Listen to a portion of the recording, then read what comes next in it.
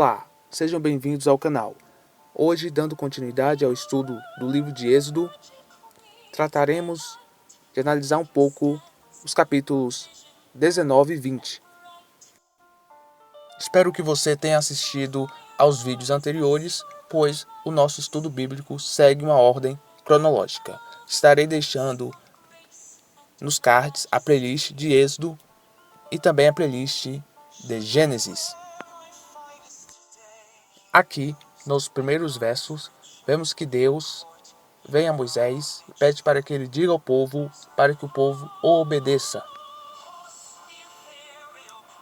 Que o povo cumpra com as ordenanças que ele já havia dito, para que o povo continue vivo. Ele pede para que o povo não se volte para os deuses pagãos dos egípcios, pois naquela época havia uma cultura muito forte de se cultuar vários deuses. Mas a nação israelita era um povo de coração de dura cerviz. E no verso 9, disse o Senhor a Moisés: Eis que eu virei a ti numa nuvem espessa, para que o povo ouça, falando eu contigo, e para que também te creiam para sempre. Pois o povo, muitos das pessoas, mesmo após todos os milagres realizados no Egito, as 10 pragas, dentre outros que vieram posteriormente, na época que eles estavam no deserto. Vale ressaltar que já faz 3 meses que eles estão no deserto, e Deus diz isso a Moisés, que ele apareceria em uma nuvem espessa em cima do monte e que falaria com ele e todo o povo ouviria. E 3 dias após isso, Deus aparece em uma nuvem espessa em cima do monte. E durante esses 3 dias, o povo permaneceu em oração e jejum. No verso 16, aconteceu que, ao 3º dia, ao amanhecer, houve trovões e relâmpagos sobre o monte, e uma espessa nuvem, e um sonido de trombeta muito forte, de maneira que estremeceu todo o povo que estava no arraial. No verso 18, e todo o monte Sinai, era o nome do monte, fumegava, porque o Senhor descera sobre ele em fogo, e a sua fumaça subiu como fumaça de uma fornalha, e todo o monte tremia grandemente. Vemos aqui que o próprio monte estava tremendo, uma espécie de terremoto. E no verso 19 é dito que Deus conversava em voz alta para que todos ouvissem. E agora veremos o capítulo seguinte, o capítulo 20.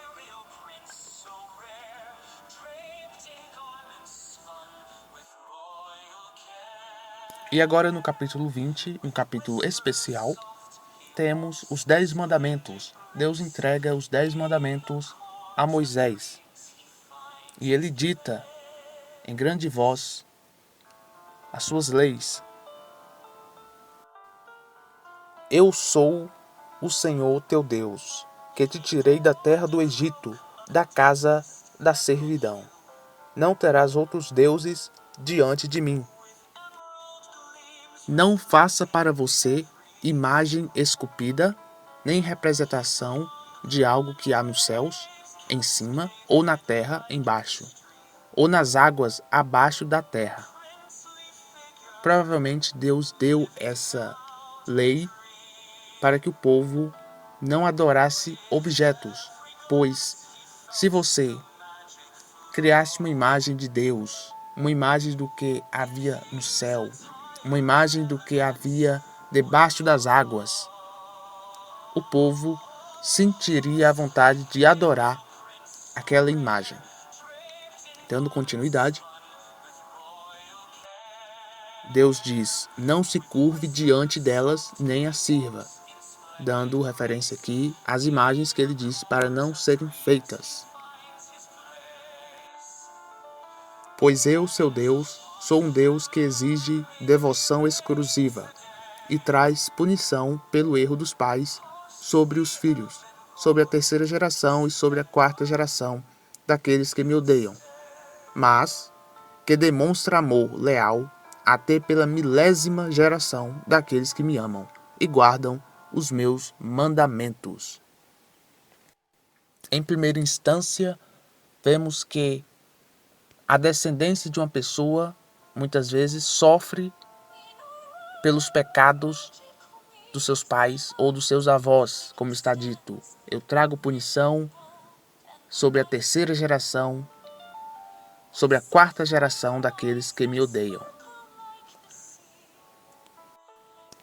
Isso pode parecer um tanto injusto, porém, em continuidade ele diz: mas aqueles que demonstram amor leal por mim, até a milésima geração dessa pessoa, terei piedade, terei amor por eles. Dando continuidade agora no verso 7. Não use o meu nome em vão, pois eu não deixarei impune aquele que usar o meu nome em vão. E como as pessoas fazem isso nos dias de hoje? Todo mundo usa o nome de Deus em vão. Apesar de que o nome de Deus não é Deus, alguns o chamam de Jeová, Javé, Yahweh. Porém, Deus se tornou para a nossa cultura o nome dele, já que o seu verdadeiro nome se perdeu na história. Mas todos conhecem Deus como Deus. Quando oramos, pedimos a Deus e Ele entende que é a Ele que estamos pedindo, pois Deus é um título do maior de todos, Criador do universo. É da mesma forma do presidente da República. Eu não preciso chamá-lo pelo seu nome, mas quando eu chamo ele por presidente da República, todos já sabem de quem eu estou falando. Por isso, Deus não é o nome de Deus, mas quando oramos, falamos o nome de Deus, ele sabe que é com ele. Então, como eu estava dizendo, muitos falam o nome de Deus em vão. E o que é falar o nome de Deus em vão? Por exemplo, você, por sua culpa, perde um objeto, uma peça de roupa, e você fica invocando o nome de Deus para encontrar aquela peça de roupa. E você a encontra. Porém, no dia seguinte, você novamente perde a mesma peça de roupa. E no outro dia novamente. E sempre que isso acontece, você invoca o nome de Deus. E isso é invocar o nome de Deus em vão. Porque se você está perdendo a mesma peça de roupa ou algum outro objeto todos os dias, é uma culpa sua. É uma desorganização sua. E hoje o nome de Deus virou até mesmo interjeição. Até mesmo pelo meio pelos descrentes. Pelo meio descrente. Ai, meu Deus do céu. Virgem Maria. As pessoas dizem, crê em Deus Pai. Que a frase original seria, creio em Deus Pai. Que faz parte de uma liturgia da Igreja Católica. E então vemos que o mundo se utiliza de coisas sagradas para transformar em um nada, em interjeição. A ponto de Deus colocar isso dentre os 10 mandamentos. Não professe meu nome em vão. E hoje todo mundo praticamente professa o nome de Deus em vão. Qualquer coisinha já estão falando de Deus. E essa pessoa nem crente é. Muitos ateus fazem isso porque virou uma interjeição. Virou um gesto de expressão da fala. Uma interjeição de tão comum que se tornou falar o nome de Deus ou de coisas sagradas. E Deus disse isso no mandamento para não fazer. E o povo fez. E faz até hoje. Já no verso 8, lembre-se de manter sagrado o dia de sábado. Essa questão do dia de sábado já tratei um pouco nos vídeos anteriores. Deus está falando com a nação israelita, nação essa que existe até nos dias de hoje, que é a nação de Israel. Ele diz: trabalhe e faça todas as suas tarefas durante 6 dias, mas o 7º dia é um sábado para Deus. Não faça nenhum trabalho, nem você, nem seu filho, nem sua filha, nem seu servo, nem seu animal, nem seu residente estrangeiro que está dentro da sua casa. Honre seu pai e sua mãe, para que você viva por muito tempo na terra. Não assassine.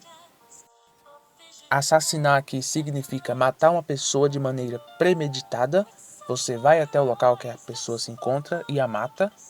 É diferente de autodefesa, de um ladrão que tenta invadir a sua casa e você o mata.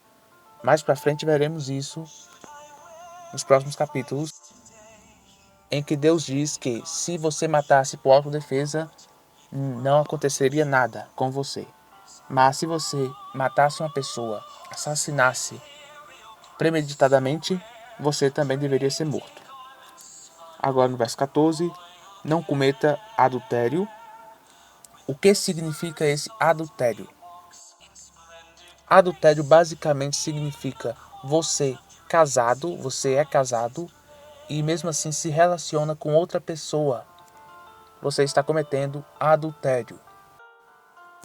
E hoje, nos dias atuais, não apenas sabemos que o adultério é algo muito constante, mas que também alguns casais optam por terem relações com outras pessoas, mesmo estando casadas. Elas mesmas conversam com seu cônjuge e ambos têm relações com outras pessoas.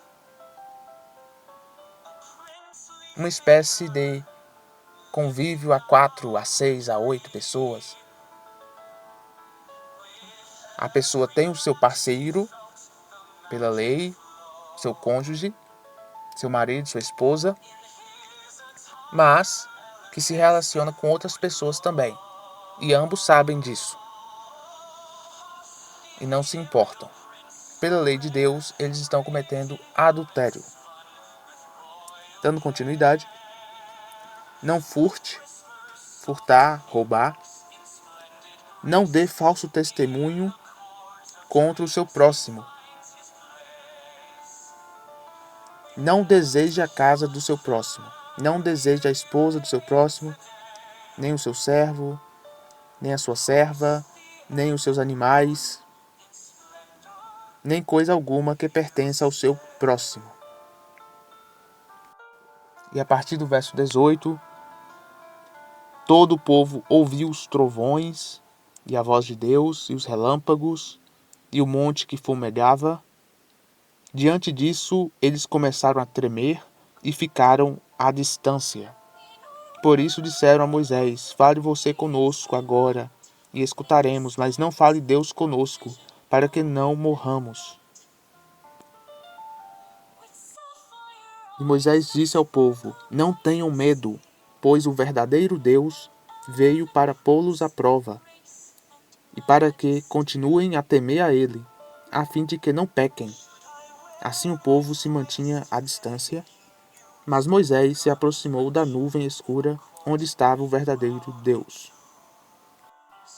Já nos próximos versos, Deus diz a Moisés para que ele diga ao povo: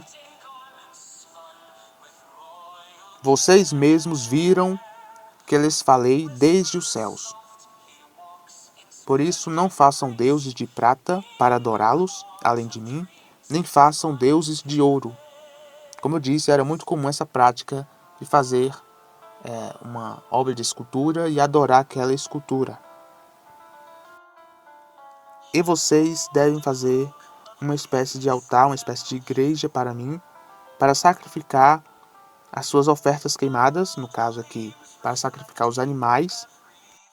Como eu disse em vídeos anteriores, essa prática do sacrifício de animais simbolizava o perdão do pecado de alguém. Quando alguém cometia um pecado,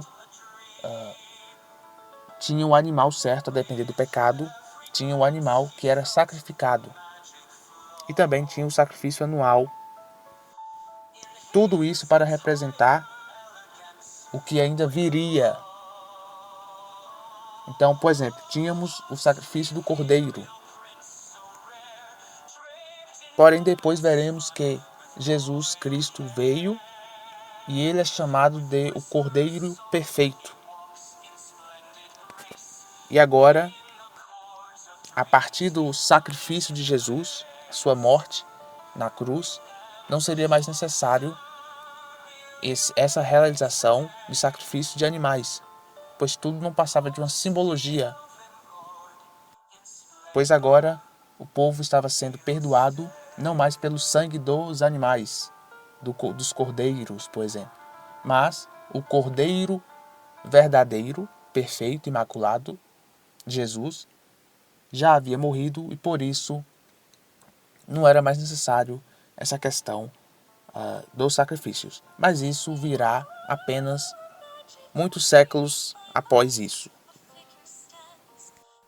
lá no Novo Testamento, mais de 1 milênio depois de Moisés. E nos últimos versos, Deus explica como deve ser feito esse altar,